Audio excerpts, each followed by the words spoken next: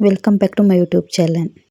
Hi friends, welcome back to my YouTube channel. ಇವತ್ತಿನ recipe ಬಂತು mutton sambar. ಹೇಗೆ ಮಾಡೋದು ಅಂತ ತಿಳಿಸ್ಕೊಡ್ತೀನಿ ನಮ್ಮ ಮಂಡ್ಯ ಸ್ಟೈಲಲ್ಲಿ. ಯಾರು ನನ್ನ ಚಾನಲ್ನ ಸಬ್ಸ್ಕ್ರೈಬ್ ಮಾಡ್ದಲ್ಲೇ ನೋಡ್ತಾ ಇದ್ದೀರೋ ದಯವಿಟ್ಟು ಸಬ್ಸ್ಕ್ರೈಬ್ ಮಾಡ್ಕೊಳ್ಳಿ, ಒಂದು ಬೆಲ್ ಐಕನ್ನ ಕ್ಲಿಕ್ ಮಾಡಿ, ಒಂದು ಲೈಕ್ ಮಾಡಿ ಅಂತ ಕೇಳ್ಕೊತಾ ಇದ್ದೀನಿ. ಮಟನ್ ಸಾಂಬಾರ್ ಅಂತೂ ಸೂಪರ್ ಆಗಿತ್ತು. ನೀವು ಟ್ರೈ ಮಾಡಿ ಹೇಗೆ ಬಂತು ಅಂತ ಕಮೆಂಟ್ ಬಾಕ್ಸಲ್ಲಿ ತಿಳಿಸೋದನ್ನ ಮರಿಬೇಡಿ.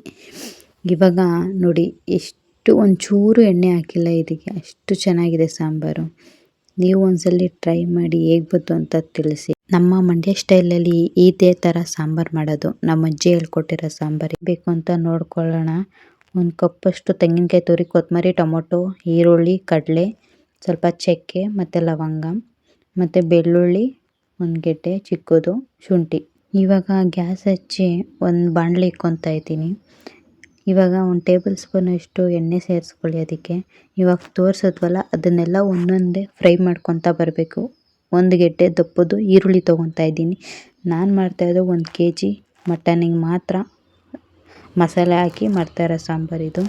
ನೋಡಿ, ಶುಂಠಿ ಮತ್ತು ಬೆಳ್ಳುಳ್ಳಿ ಅದನ್ನು ಅಷ್ಟೇ ಹಾಕ್ಕೊಂಡು ಚೆನ್ನಾಗಿ ಫ್ರೈ ಮಾಡ್ಕೊಳ್ಳಿ.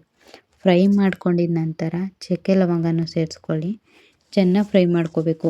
ಇದು ಕಂದು ಬಣ್ಣಕ್ಕೆ ಬರಬೇಕು. ಚೆನ್ನಾಗಿ ಹುರ್ಕೊಂಡಾದ್ಮೇಲೆ ಕಂದು ಬಣ್ಣಕ್ಕೆ ಬಂತು ನೋಡಿ ಸ್ವಲ್ಪ ಈರುಳ್ಳಿ. ಆಮೇಲೆ ಲಾಸ್ಟಲ್ಲಿ ಸ್ವಲ್ಪ ಟೊಮೊಟೊ ಹಾಕ್ಕೊಂಡು ಅದು ಅಷ್ಟೇ ಚೆನ್ನಾಗಿ ಫ್ರೈ ಆದಾದಮೇಲೆ ಸ್ವಲ್ಪ ಕಡಲೆ ಅಂದರೆ ಜಾಸ್ತಿ ಬೇಡ, ಸ್ವಲ್ಪ ಹಾಕ್ಕೊಳ್ಳಿ ಕಡಲೆ. ಫ್ರೆಶ್ ಆಗಿರೋ ತೆಂಗಿನಕಾಯಿ ತುರಿ ಸೇರಿಸ್ಕೊಳ್ಳೇಬೇಕು ನೀವು.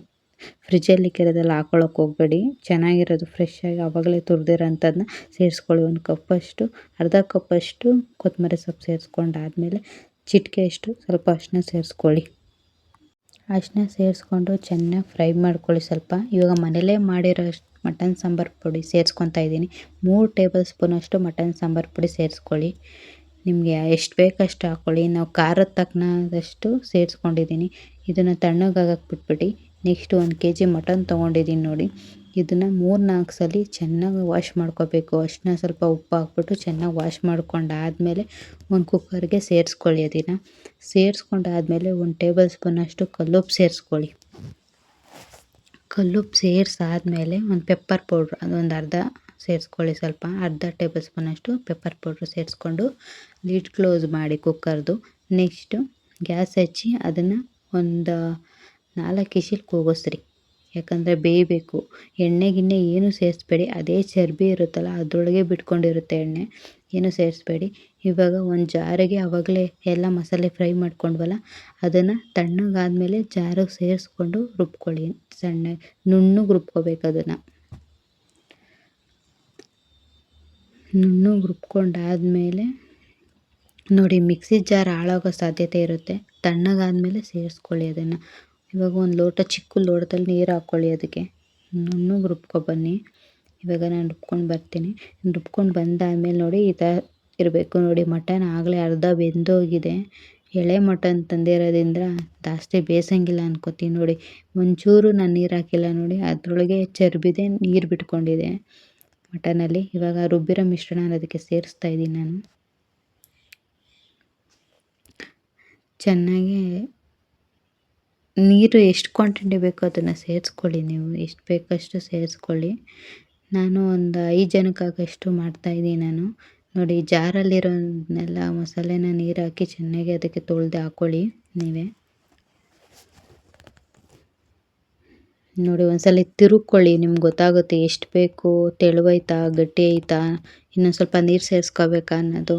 ಆವಾಗ ಹಾಕ್ಕೊಳ್ಳಿ. ನೆಕ್ಸ್ಟ್ ಗ್ಯಾಸ್ ಹಚ್ಚಿ ಅದನ್ನು ಇಕ್ತಾಯಿದ್ದೀನಿ. ಇವಾಗ ಮಸಾಲೆ ಎಲ್ಲ ಮಿಕ್ಸ್ ಮಾಡ್ಕೊಂಡಿದ್ವಲ್ಲ, ಯಾವ ಒಗ್ಗರಣೆನೂ ಹಾಕಬೇಡಿ, ಏನೂ ಹಾಕಬೇಡಿ. ಇದೇ ಥರ ಮಾಡಿ ನೋಡಿ ಯಾವ ಥರ ಬರುತ್ತೆ ಅಂದರೆ ಸಾರು ಸೂಪರಾಗಿ ಬರುತ್ತೆ. 1 ಟೇಬಲ್ ಸ್ಪೂನಷ್ಟು ಉಪ್ಪು ಹಾಕ್ಕೊಳ್ಳಿ. ಮುಂಚೆನೇ ಬೇಯಿಸ್ಬೇಕಾದ್ರೆ ಹಾಕ್ಕೊಂಡಿದ್ದು. ಇವಾಗ 2 ಟೇಬಲ್ ಸ್ಪೂನಷ್ಟು ಉಪ್ಪು ಸೇರಿಸ್ಕೊಂಡಿದ್ದೀವಿ ಮುಂಚೆನೇ.